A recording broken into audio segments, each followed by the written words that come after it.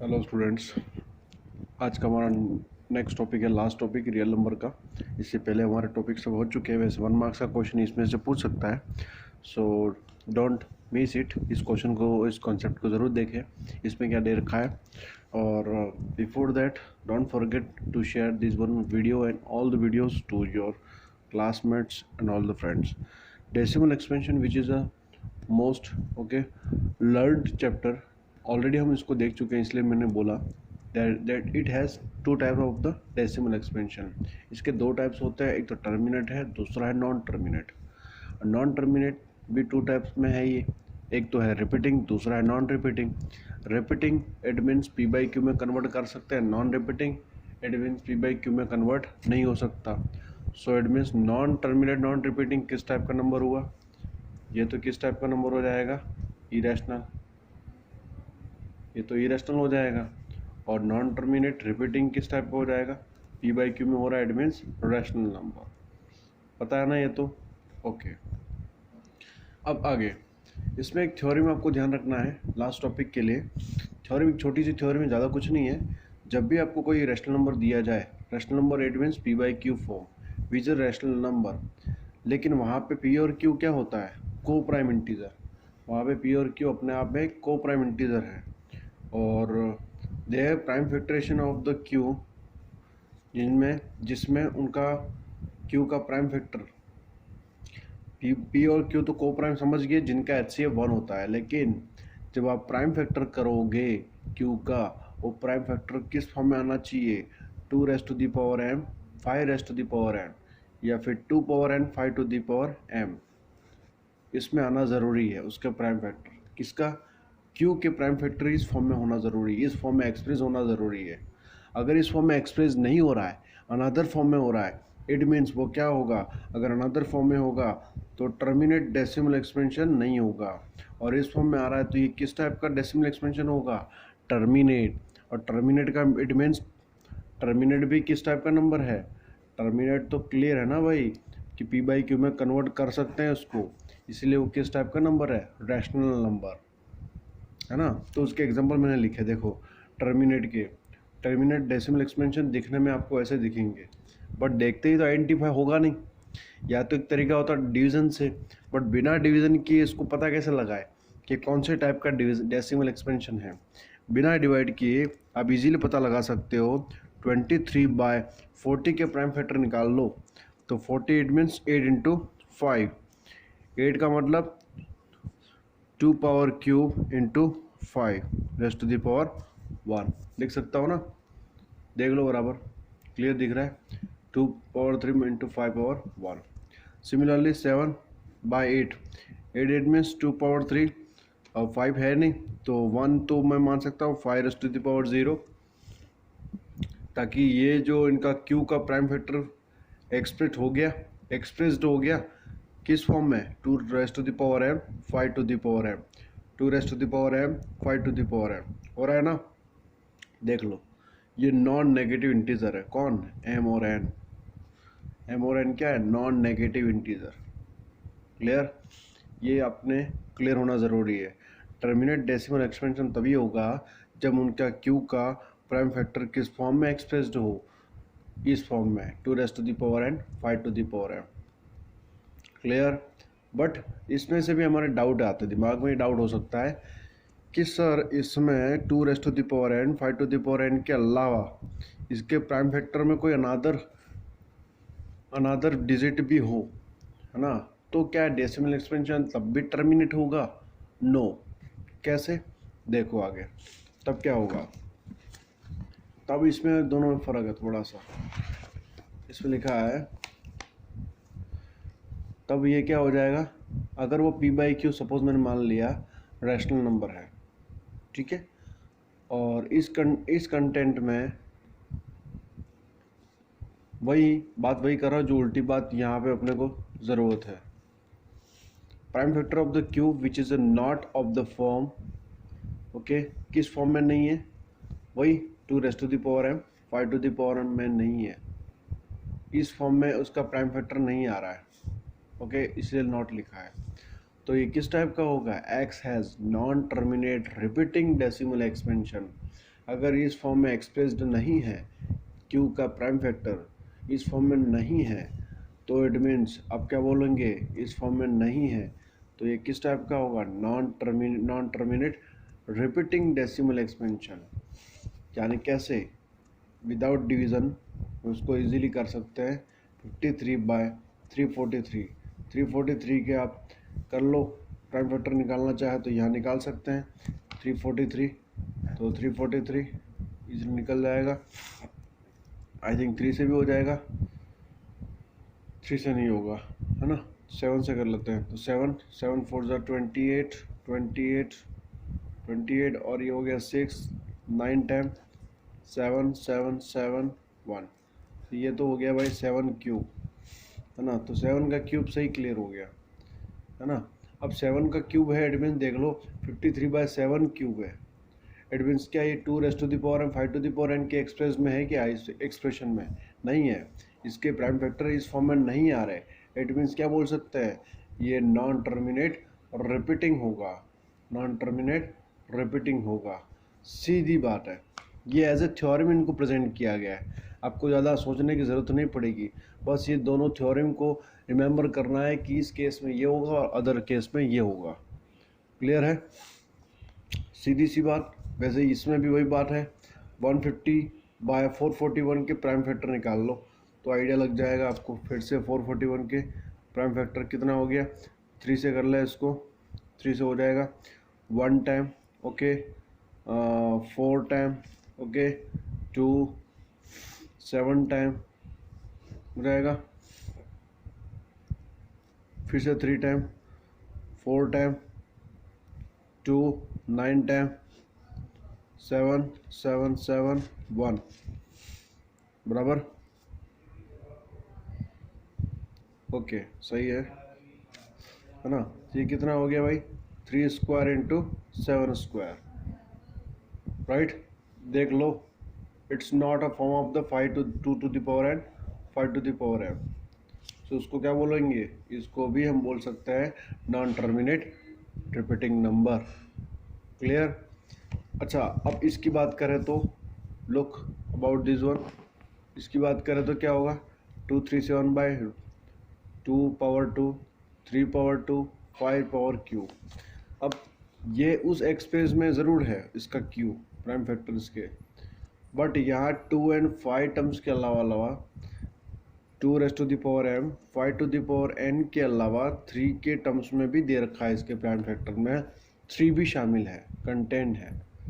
तो क्या ये होगा या नहीं, नो, तब भी ये नॉन टर्मिनेट रिपीटिंग ही होगा हमारे पास। It means we must have only and only expression of 2⁻n 5⁻n, okay. इसी फॉर्म में एक्सप्रेस होना ज़रूरी है क्यू का, अदरवाइज इनके साथ में दूसरा कंटेंट भी शामिल है, कोई अनदर डिजिट, इट मीन्स तब भी वो कैंसिल हो जाएगा। क्लियर, ये छोटा सा कंसेप्ट था, इसी के बेस पे लास्ट एक्सरसाइज 1.4 आपकी कंप्लीट हो जाएगी, ओके। अब इसके अलावा इसमें 2 क्वेश्चन है स्मॉल, जो इम्पोर्टेंट है ही सही, तो मैं आपको साथ में बता ही देता हूँ क्या इम्पोर्टेंट क्वेश्चन है। लेट्स सी, ये तो हम नोट कर लेंगे इजीली, पॉज करके आप इसको नोट कर सकते हो। नेक्स्ट क्वेश्चन ये है, इसको आप देख लेना। नेक्स्ट क्वेश्चन में क्या है, नेक्स्ट क्वेश्चन ये कह रहा है आपका, find the least number which is divided by 35 45 and 55 leaves the remainder 18 28 and 38 respectively. अब देखो इस क्वेश्चन को समझना कैसे है। इसने बोला है लेट अ लिस्ट नंबर, उस लिस्ट नंबर को हम मान लेते हैं भाई कोई एक्स नंबर है, ठीक है। वो नंबर जो है एक्स, वो नंबर इन तीनों नंबर से, कौन कौन से, 35 45 और 55, ये नंबर तीनों नंबर से डिविजल हो रहा है, तीनों नंबर से, ये नंबर तीनों नंबर से डिविजल हो रहा है। इट मीन्स वो नंबर इन तीनों का क्या होगा, मल्टीप्ली होगा, multiply of all given number, कह सकता हूँ मैं, multiply of all given number. भाई एग्जांपल के लिए, फॉर एग्जांपल मैंने ले लिया 20, और सीधी सी बात है 20 जो है वो क्या है, 4 और 5 का मल्टीप्ली है ही सही। वो ऐसा नंबर है जो कि ऐसा लिस्ट नंबर है, इसको लिस्ट नंबर बोल सकते हैं। ऐसा लिस्ट नंबर है जो 4 से भी डिविजल है और 5 से भी डिविजल है। इससे छोटा और कोई नंबर है जो 4 से भी डिविजल हो, 5 से भी हो? नो। यही लिस्ट नंबर है जो कि दोनों से डिविजल है। तो ये कैसे ऑब्टेन हो सकता है? It's obtain by the LCM. ये एलसीएम से ही मिल सकता है। इसी बात को क्लियर कर रहे हैं अपन इस क्वेश्चन में। क्लियर? अब देखो क्वेश्चन में समझने का मीनिंग क्या है। क्वेश्चन जो दे रखा है उसकी कंडीशन तो कुछ ऐसे बता रखी है। ये बोल रहा है लिस्ट नंबर वो फाइंड आउट करना है विच इज डिविजल बाय 35, 45, 55, वो लिस्ट नंबर जो तीनों से डिविजल हो रहा है। तो क्लियर है हमें क्या फाइंड आउट करना है? एलसीएम। ये तो क्लियर हो गया कि हमें एलसीएम ही निकालना है। यस, एलसीएम अगर इतना ही दिया होता तो हमारा क्वेश्चन एलसीएम से ही पूरा हो जाता। बट कह रहा रिमाइंडर भी लीव्स कर रहा है 18, 28 एंड 38। तो इस केस में हम क्या करेंगे, है ना? तो इस केस में वही रिमाइंडर का केस हमें अप्लाई करना पड़ेगा। ओके, लेट्स सी, इस क्वेश्चन को पूरा करते हैं। सपोज मैंने चलो इसको नोट कर लिया आपने। ओके, दूसरा पेज से स्टार्ट करते हैं। क्वेश्चन ये था 35, एक था 45, एक था 55। माना कि वो नंबर x है जो तीनों से डिविजल हो रहा है। ये समझने के लिए मैंने ऐसा लिखा है ताकि समझ में आएगा क्लियरली। अब इसने बोला है कि जब 35 उस नंबर को डिवाइड करेगा, एक तो एक बार 18 लीव्स कर रहा है, ठीक है, ये एक बार 18 लीव्स कर रहा है, एक बार हो गया 28, 38, एक बार हो गया 28 एंड 38, 28, 38।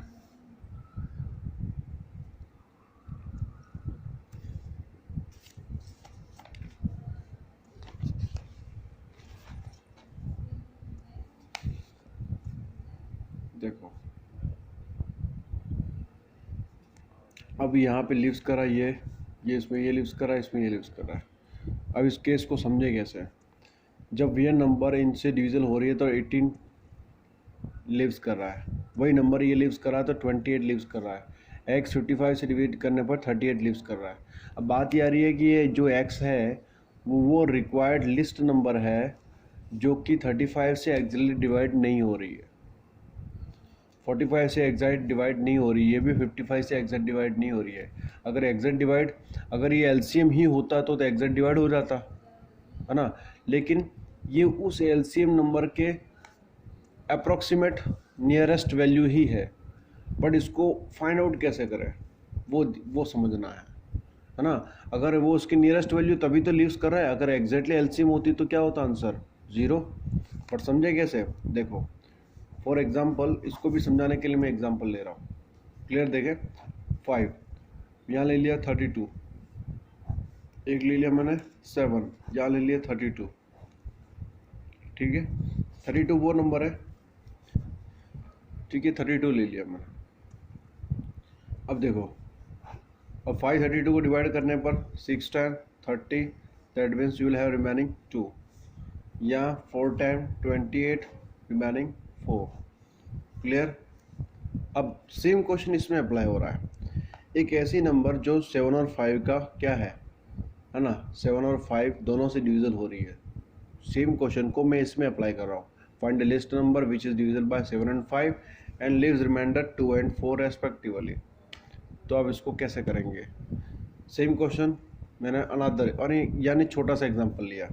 अब इसको समझे, अगर वो लिस्ट नंबर दोनों का लिस्ट नंबर यानी दोनों का एलसीएम क्या होता है? 35, दोनों से मिलने वाला एलसीएम क्या होगा 5 और 7 का?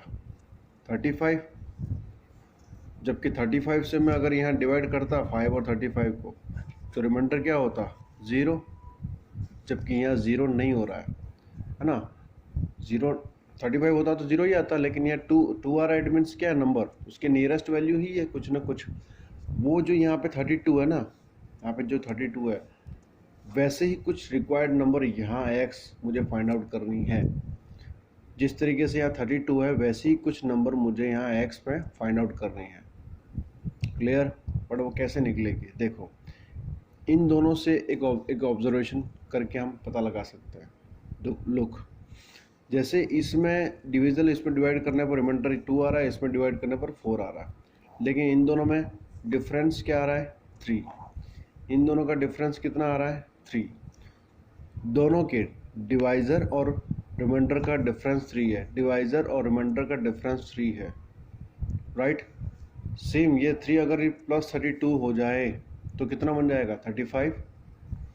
यही 3 को मैं 32 में ऐड कर लूँ तो क्या हो जाएगा, 35 हो जाएगा ना। तब तो एग्जैक्ट डिवाइड कर लेगा, पर इसको हम ऐसे, है ना, तरीके से इसको प्रेजेंट करेंगे। लिखेंगे कैसे, लुक इसी क्वेश्चन को देखो, इसमें सेम थिंग इसमें निकल रही, इनका डिफरेंस देख लो आप, डिफरेंस 17 है, इनका भी डिफरेंस 17 है, इनका भी डिफरेंस 17 है, तो सेम थिंग यहाँ पे क्रिएट हो रही है। तो क्या करेंगे, so the difference between in the question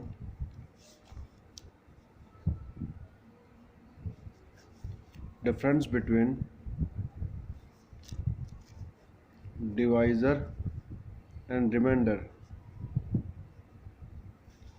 have same आ रही है, तो आप लिख सकते हो उसको, डिफरेंस को क्या प्रेजेंट कर सकते हैं, जो डिफरेंस आ रहा है वही कितना आ रहा है भाई, 35 माइनस 18 17, वहीं पे 45 माइनस 28 17, वहीं पे 55 माइनस 38 17, है ना। तो फाइनली क्या हो गया, फाइनली इनका LCM, the LCM of what, 35 45 55 find out कर लेंगे। इन तीनों का एलसीएम, तीनों का एलसीएम निकालें, तीनों का एलसीएम कितना हो जाएगा, चाहे तो आप इसको इस तरीके से भी कर सकते हो, तीनों का एलसीएम 35 45 एंड 55 निकालें, इन तीनों का एलसीएम एक साथ, तो कितना आएगा वो देखना है। तो निकालने पर कितना आएगा, तीनों का एलसीएम 3465 3465, ये इनका एलसीएम आ रहा है। ओके, यानी ये वो नंबर है जिस नंबर को 35 45 55 तीनों सेपरेटली और एग्जैक्टली डिवाइड करेंगे, राइट, क्योंकि इनका मल्टीप्ली तो है, बट मुझे रिक्वायर्ड नंबर मुझे नहीं मिली है जिससे वहाँ रिमाइंडर लीव्स करें। तो देखो, रिक्वायर्ड लिस्ट नंबर क्या हो जाएगी, 3465, है ना। जिस तरीके से वहाँ 32 वापस रिपीट कराओ ना उस चीज़ को, 5 6 टाइम 32, 7 32, 4 टाइम देन 4, दोनों में सेम डिफरेंस सेम है, बराबर, सेम थिंग रिपीट हो रही है दोनों में, यस। अब बात ये आ रही है, देखो इन दोनों का एलसीएम क्या है, 35, दोनों का एलसीएम 35 है। 35 में से -3 कर लूँगा तो आ जाएगा 32, दोनों का, दोनों में कॉमन डिफरेंस तो 3 है ना, दोनों के मल्टीप्ली यानी एलसीएम में से कॉमन डिफरेंस को रिड्यूस करने पर वो रिक्वायर्ड नंबर मिल जाएगी जिससे वो रिमाइंडर लीव्स कर रहा है, right. Same thing -17, then you will have 3448।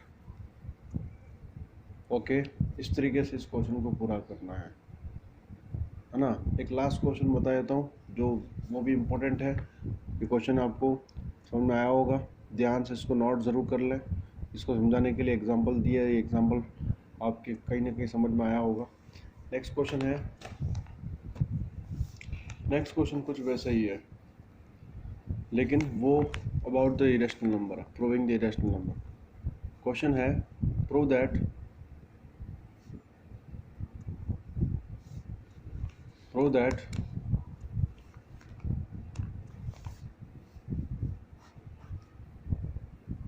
√2 plus √3 is an irrational number।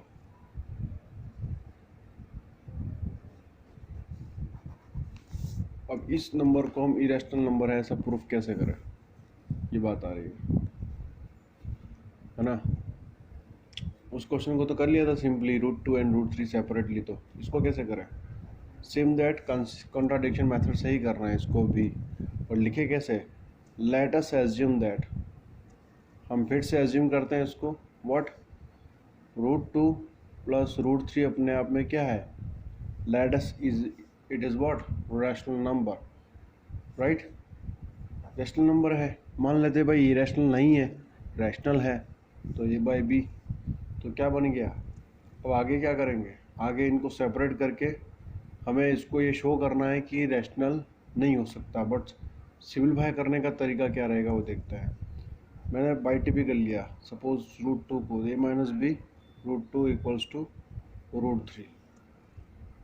Okay, now what, अब एक काम करते हैं, स्क्वायर्स कर देते हैं, तो a by b minus √2 whole square equals to √3 square. तो आगे क्या होगा, a माइनस बी को होल स्क्वायर से ओपन करते हैं, a square by b square minus 2√2 a by b plus 2 equals to 3। ये तो गया, राइट। तो हमारे पास बचेगा, क्या बचेगा, a square by b square minus 2√2 a by b equals to 1। Okay, अब देखो सिंपली, अब इस a by square b square को मैं सेपरेट कर रहा हूँ, या फिर इसको बाई टी कर लेते हैं, तो बचेगा a square minus b square by b square equals to 2√2 a by b by t से। और फाइनली इस इरेशनल टर्म्स यानी √2 को मैं सेपरेट कर रहा हूँ, अलग कर रहा हूँ, है ना, तभी हम ये शो कर पाएंगे कॉन्ट्राडिक्शन से। तो क्या हो जाएगा, a square minus b square upon b square into b upon a into 1/2 equals to √2, right. इस तरीके से, क्लियर। बोले इसको आप रिमूव कर भी ले तो भी इसको कोई फ़र्क नहीं पड़ेगा, ये वैसे ही रहेगा और ये भी वही। अब बात ये आ रही है कि यहाँ पे ये जो टर्म है, ये जो एक्सप्रेशन है, वो तो यहाँ पे क्या है, ए एंड बी तो इंटीजर है, दे आर इंटीजर, को प्राइम इंटीजर है, क्योंकि हमने ए बाई बी टर्म में लिया था इसको। तो ए एंड बी इंटीजर है, तो ये टर्म तो क्या हो जाएगी, ये एक्सप्रेशन तो रैशनल नंबर कहलाएगी। अगर ये रैशनल है तो √2 भी रैशनल ही होगा। बट कॉन्ट्राडिक्ट फैक्ट्स हम क्या कह सकते हैं, √2 इज ऑलरेडी प्रूव्ड, हमने पहले प्रूव कर चुके हैं, है ना। √2 तो अपने आप में क्या है, इरेशनल नंबर है, जबकि तो ये इरेशनल है, तो क्या √2 प्लस √3 इरेशनल होगा क्या, नो, सॉरी रैशनल होगा क्या, no, it is irrational number. हमारा एज्यूम्पशन रॉन्ग था। तो इस तरीके से इस क्वेश्चन को पूरा करना है। लिख दूँ मैं या क्लियर हो जाएगा। हम बोल सकते हैं a and b are integer, so this expression will be what, rational number. अगर ये रैशनल है तो ये भी क्या होगा, √2 भी रैशनल होगा, जबकि √2 रैशनल नहीं है, वो कॉन्ट्राडिक्शन फैक्ट से क्या हो जाएगी, वो तो इरेशनल होगी, है ना, which is above proved already there. So √2 plus √3 is also irrational. Clear. इस तरीके से इस क्वेश्चन को पूरे करना है और ये ज़रूर ट्राई करें। फर्स्ट चैप्टर के ये कुछ क्वेश्चन इंपॉर्टेंट है, इसलिए आपको बताया गया। ओके।